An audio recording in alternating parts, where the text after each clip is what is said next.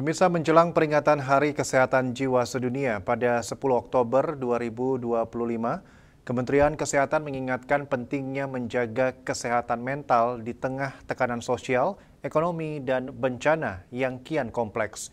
Direktur Pelayanan Kesehatan Kelompok Rentan Kemenkes, Imran Pambudi, menegaskan momentum ini harus dijadikan ajang untuk meningkatkan kesadaran publik terhadap pentingnya layanan kesehatan mental yang mudah diakses.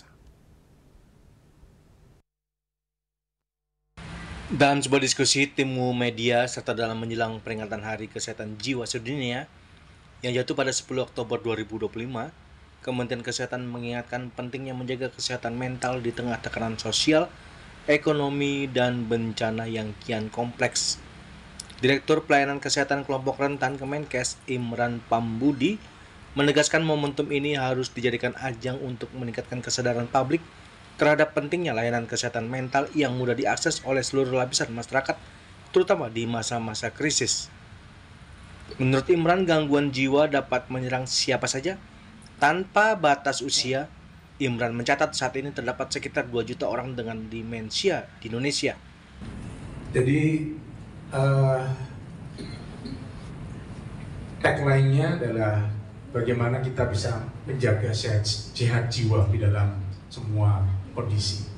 Lanjut saja. Jadi ini, kenapa kok kita bicara masalah kesehatan jiwa?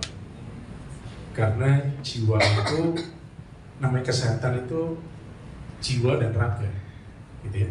Dan tadi juga kita menyanyikan lagu Indonesia Raya yang diomongin pertama adalah bangunlah jiwanya, baru kedua adalah bangunlah raganya. Jadi W.R. Supratman itu dan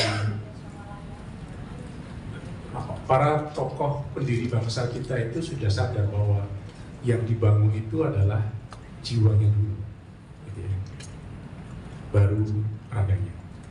Karena raga saja. Jadi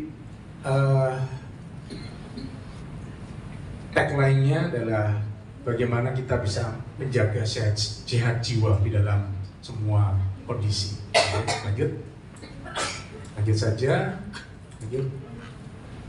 Jadi ini, kenapa kok kita bicara masalah kesehatan jiwa?